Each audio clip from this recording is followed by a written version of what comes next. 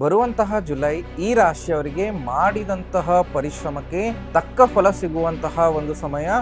ಯಾರು ಈ ರಾಶಿಯವರು ನೋಡೋಣ ಬನ್ನಿ.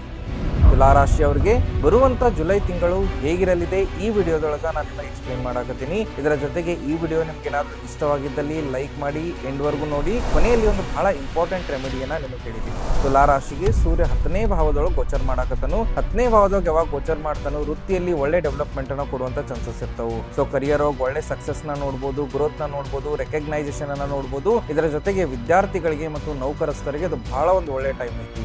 ಸಾಧ್ಯವಾದರೆ ತಂದೆಗೆ ಮತ್ತು ಸರ್ಕಾರಕ್ಕೆ ಸಂಬಂಧಿತ ಏನಾದರೂ ಕೆಲಸಗಳಿದ್ರೆ ಈ ಎಲ್ಲಾ ಕೆಲಸಗಳು ಆಗುವಂತ ಸಮಯ ಇದಾಗಿದೆ. ಒಂದು ಲೈಫ್ ಇನ್ಸೈಟ್ಸ್ ನ ಹೇಳ್ಕೊಡ್ತೀನಿ. ಹಿಂದೆ ಮಾಡಿದಂತಹ ಹಾರ್ಡ್ ವರ್ಕ್ ಗೆ ರಿಸಲ್ಟ್ಸ್ ಸಿಗುವಂತ ಇದೊಂದು ಟೈಮ್ ಆಗೈತಿ. ಸೊ ನೀವೇನ್ ಹಾರ್ಡ್ ವರ್ಕ್ ಮಾಡಿದಿರಿ ಅದ್ರ ಬಗ್ಗೆ ವರಿ ಮಾಡಕ್ ಹೋಗ್ಬೇಡ್ರಿ. ಕೆಲವೊಂದು ಹೆಲ್ತ್ ಟಿಪ್ಸ್ ನ ಹೇಳ್ಕೊಡ್ತೀನಿ. ಓವರ್ ಎಕ್ಸರ್ಷನ್ ಇಂದ ಬ್ಯಾಕ್ ಪೇನ್ ಬರುವಂತ ಚಾನ್ಸಸ್ ಐತಿ. ಅದಕ್ಕೋಸ್ಕರ ನಿಮ್ ವರ್ಕ್ ಲೋಡ್ ಮ್ಯಾನೇಜ್ ಮಾಡುವಂತ ಒಂದು ಪ್ರಯತ್ನವನ್ನ ಮಾಡಬೇಕು. ಸಾಧ್ಯವಾದಷ್ಟು ನಿಮ್ದು ಏನ್ ಬಿಸಿ ಲೈಫ್ ಸ್ಟೈಲ್ ಐತಿ ಅದರಿಂದ ಸ್ಮಾಲ್ ಬ್ರೇಕ್ಸ್ ತಗೊಳ್ಳುವಂತ ಒಂದು ಪ್ರಯತ್ನವನ್ನ ಮಾಡಿ. ಒಂದು ಬಹಳ ಇಂಪಾರ್ಟೆಂಟ್ ರೆಮಿಡಿಯನ್ನ ಹೇಳ್ಕೊಡ್ತೀನಿ. ಪ್ರತಿ ಶನಿವಾರ ಕಪ್ಪು ಬಟ್ಟೆಯನ್ನ ದಾನ ಮಾಡೋದ್ರಿಂದ ಬರುವಂತಹ ಕಷ್ಟಗಳನ್ನ ದೂರ ಮಾಡ್ಕೋಬಹುದು. ಜುಲೈ ತಿಂಗಳ ಬಗ್ಗೆ ನಿಮಗೇನಾದ್ರೂ ಡಿಟೇಲ್ಡ್ ಪ್ರಿಡಿಕ್ಷನ್ಸ್ ಬೇಕಾಗಿದ್ದಲ್ಲಿ ಕಮೆಂಟ್ ಅಲ್ಲಿ 7 ಅಂತ ಟೈಪ್ ಮಾಡಿ ನಮ್ಮ ಪೇಜ್ ನ ಫಾಲೋ ಮಾಡಿ. ಈ ಪ್ರೊಸೆಸ್ ನ ಆಟೋಮೇಟ್ ಮಾಡಿದೀವಿ. ಫಾಲೋ ಮಾಡಿದ್ರೆ ಮಾತ್ರ ಪ್ರಿಡಿಕ್ಷನ್ಸ್ ನಿಮಗೆ DM ಆಗುತ್ತೆ. ನಮಸ್ಕಾರ.